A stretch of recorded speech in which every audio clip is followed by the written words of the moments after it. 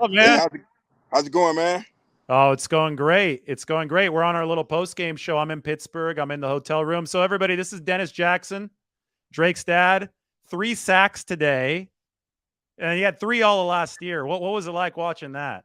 Man, it was it. Well, you know what? This is like the first time I've ever watched him on TV. So I didn't get to go to the game today, and just seeing it, bro, it like brought tears to my eyes because it was like, man, I've never seen my son on TV. One, it was like my son is really on TV. You know what I mean? So I was more like overjoyed than anything. Well, I mean, and from the very start, one thing I noticed Nick Bosa said after the game is he's been watching tape of Drake during the holdout, and he said that he noticed that Drake was just technically better. Everybody knows Drake's gotten bigger and Right. and stronger, and he still has maintained the speed. But as you're watching him, did you notice today in Drake's game that he just feels a little bit more comfortable with, how a veteran looks at the NFL level? Well, I noticed in the last preseason game, and I was like, I said, son, I'm proud of you. I said, you're really moving around real well out there.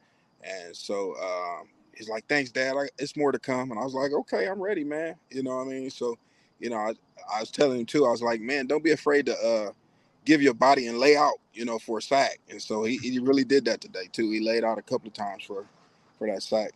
Let's go through the sacks. The first one was early on in the first quarter. I remember Armstead kind of just ripped through. Right. And Dennis, you're a former defensive lineman. I was talking about this before you came on. Armstead doesn't get enough respect. No, Yeah, it's funny yeah. that Go you said ahead. that because I was talking to his dad today, and I was like, "It's because of your son that Drake got those sacks." I mean, like the defensive tackles don't get as much as love as everybody else because they're taking on double teams every play, and they got to get the push and to rotate. I mean, to how the quarterback scramble out. So it definitely was because of at least two of them were because of Ormstad. So yeah, I definitely give him his credit. Man, I told his dad today. Yeah, that's awesome. Gus, right? Gus Yeah, Armstead, yeah, good yeah. guy. Yeah. Yeah, I mean, on that first sack, we're talking about from Drake, Armstead just blew up whoever he was who was facing, and Pickett then rolled to the left. But I thought, on that play especially, Drake obviously won because he busted into the backfield. What stood out to me with Drake is that he's bigger and stronger, but he's moving just as well as before. I think the thing that stood out to me too more is like when he was in college, he would push the lineman back into the backfield. And I don't know if you noticed that first play, he pushed the guy like at least 5 yards in the backfield, and like he could have took the inside route, then he took the outside route and still made the tackle. So, but yeah, he's so I could tell too. It's a big difference. He's so explosive now. Is he having fun playing also with Javon Hargrave, one of the Oh best man, most interior definitely. guys? Well, I told him too. I said, man, that's gonna enhance your game. It's crazy because him and Hargrave they have the same agent. So we was telling Drew, his agent's Drew Rosenhaus, but we were telling him like it's just gonna make his game that much better. But Ormstat and him together, like it's just like free run. I think Bosa would have had a couple of sacks too if they didn't hold him. You know what I mean? But those guys make a big difference. I got a kid right now at Fresno, and I always used to tell him, I mean, you're not going to get the glory in the middle, but I'm telling you, it's going to pay off for you. And he ended up going to Fresno. He started as a freshman, so he's doing well right now. Yeah, Fresno State. I grew up near there. I grew up in Visalia. That was my team growing up, the Bulldogs. Oh, okay, So he's yeah, playing for Jeff Tedford now, huh? yes, sir, yeah. Nice. What's his name? Gabriel Lightfoot All right, came we'll keep. from Centennial. Yeah, he's the first freshman to start there in 25 years. Oh, and at a nose tackle like spot, right? Yeah, Or no yeah. tackle. Yeah. Yep. Wow, that's impressive because that takes some real man strength Oh there yeah, on the yeah. inside. He been having men's strength since 16. I want to say at 16 he was benching 400 pounds. So Well, I mean, we saw Pittsburgh run a 3-4 today against the 49ers, but I mean, this is the flip side of it.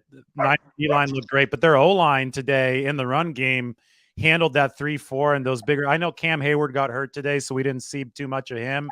yeah, But boy, well, what did you think of the 49ers offensive line? I've been breaking down the McCaffrey run, hat on a hat everywhere. This no, guy, yeah, they they went to they, work they today. look amazing. They were very gelled. I think the only play I seen that was bad was the one play that Burford went offside, but they were hitting on all cylinders today. They were. And you know what's special is that they, I know you came aboard watching Drake last year as a rookie. They really hit their stride later, right? And that's been kind of a common theme. Yes. You go back to 2019 when they went to the Super Bowl and they destroyed the Packers. They hit their stride, but it was late in the season. Today, I saw signs of that in week 1, which to me was eye opening. I noticed in practice. I was like, those guys are really good. They're gonna really gel together. They gel real early, so they did really well today. Like, you upset you didn't make it out to Pittsburgh? nah, I did, man. Those flights were pretty steep. It'd have been good for just me, but my wife want to go, the kids want to go, so I'm like, oh, we just watch it at home today. Yeah, But this was actually the first time I've ever sat down and watched my son game like without going to it and see it in live.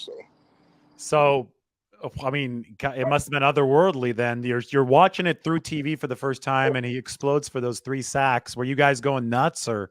Oh man, I think my wife posted it, and I'm jumping up and down, and I'm like, man, I couldn't believe it like that. But it's at the same time I'm jumping up and down, like tears are coming out of my eyes. Like it's funny because my daughter, she calls me, "Dad, are you okay?" And I'm like, oh, I think I'm at my older age. I'm getting a little soft.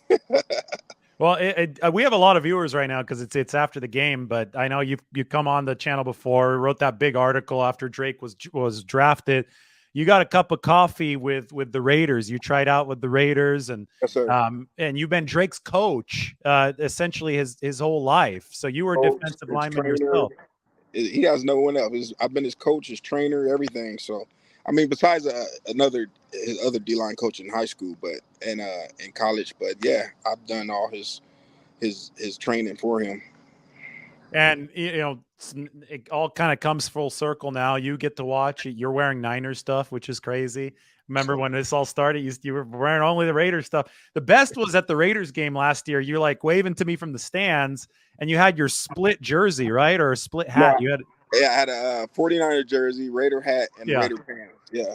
Yeah. So you were able to, and that was a hell of a game, by the way. Oh yeah. It was real unreal because, like I said, he told me I'm gonna do something special against this game, and he pulled it off. He got the interception. So yeah, and that it actually turned the game around. So you've played before. You played on the D line. How hard is it as a defensive lineman? Because Drake did this in the preseason, right? Where I think they ruled it incompletion, but it was still one of the most amazing efforts I've ever seen. He tipped the ball up into the air, and then he dove and he caught it. But how hard is it to see a ball that is up in the air when you got a helmet on as a defensive lineman? Oh, it's very hard. It's like sometimes I say he does stuff that's just unreal. It's freakish, and you know what I'm saying. And that's one of the freakiest things that he's ever done. I'm like, how do you do that? I've seen him do it in high school. I've seen the video, but just for a big man like that to get up the field and turn around, look for the ball and catch it, it's unreal. It's just unreal. We come into your neck of the woods next week, right? Yeah, yes, you're going to be there for sure. It's hour last drive at most, right? Last year we had 40 people that went to the game. I don't even want to know how much that costs to get into SoFi. Everybody paid for their own ticket, but yeah. Okay, good. Yeah, I don't want Drake to be on the hook for that, but yeah, right. 40 people at SoFi. That was the Christian McCaffrey game, right, where he threw for the touchdown. Yeah, he made history. And the Rams looked. I don't know. Were you able to watch all the games today since you were at home? I didn't watch all of them. I got to watch highlights, but I seen them play. I seen them play today. Beat up on the Seahawks. Seahawks, yeah. I haven't seen the highlights yet. I'm gonna watch all my tape right after this. What would that look like? It was in Seattle too, so it was like them versus the crowd and everything. But they look good, So. And they're playing without Cup now too, so Stafford is just throwing to some random guys, and I guess McVay's scheming it up. Could be a good battle next week. I think so. I think it'll be a good battle. I think that the way that defense looked today, it's unstoppable. I'm like, just to hear just to see the Pittsburgh fans, they were so excited just to get a first down because they didn't get a first down for a long time. Not to the 6th possession. It took them 29 minutes. Yes. Yeah, they had I was just kind of joking. I was on Twitter. I'm like, oh, Pittsburgh has finally crossed 0 yards because they had after Drake's sack, they had -10 yards. Right. And it took them over a quarter to get past zero Right. from -10. It was, I mean, you see that in high school football when there's a team that's way overmatched, right? You see it in college football. Your Trojans beat Stanford. That's where I went yesterday. They just kicked their ass. I mean, Yeah. it was a mismatch, right? You don't see mismatches like that at the NFL level for No, not over a at couple all. drives. Not at all. And then I want to say they shut them out the second half. They They didn't. did. Yeah. The That's only, you can make an argument that Pittsburgh wouldn't have scored at all had they not flagged Diamond Lenore right. at the end of Exactly. the first half. Yeah, which was an iffy call, right? It was kind of like Right. but that one drive was all that the Yeah. Steelers were really I able to want to say sustain. it was two penalties that got them that close to the end zone. Yeah, you're right. There was a third down later in the red zone where they called, I think, illegal contact, and Yes. it gave him a new set of downs because they had a chance to stop him on downs, and I Right. thought they were going to, and they didn't. It was just it's one of those things where it's interesting because the 49ers defense was suffocating them, right? 5 possessions, and as soon as the Steelers got a big play, it seemed like it took the 49ers and the penalty, it took the 49ers a few plays to kind of get Right. their swag back. Right. Does that happen? When you're on DV, you're shutting somebody down, but then you're kind of shell shocked by the first big play. I think it's just by penalties. Like once you work so hard to get where you were, and then a penalty stops you, it just messes with your mental a little bit. Yeah, because I mean they were just playing like down. They were everything that Pittsburgh was running. It looked like they sped up Pickett within 2 plays of the game. He was Right. his processing wasn't there. One last thing with the defensive line. The pick, the Charvarius Ward today. Yeah. Did you see Armstead just push the pocket and then he got that wingspan? He's 6'7". His Well, hand just got in his face and Pickett couldn't That's see. another. Well, I teach it with my D line. That's another part of defense: getting your hands up in the passing lane, taking away the passing lane. Now he has to throw the ball even higher to go over your hand, and it goes up now, and so it's just a defensive play to me. You know what I mean? It's a weapon. Get your hands up in the passing lane. I always tell my guys that. That's awesome. Well, Dennis, thanks so much for joining. Where can people find that shirt or who made that shirt? That thing is nice. Uh, Drake's girlfriend had somebody make it, so Oh, I can cool. find out though. But we have a few merch.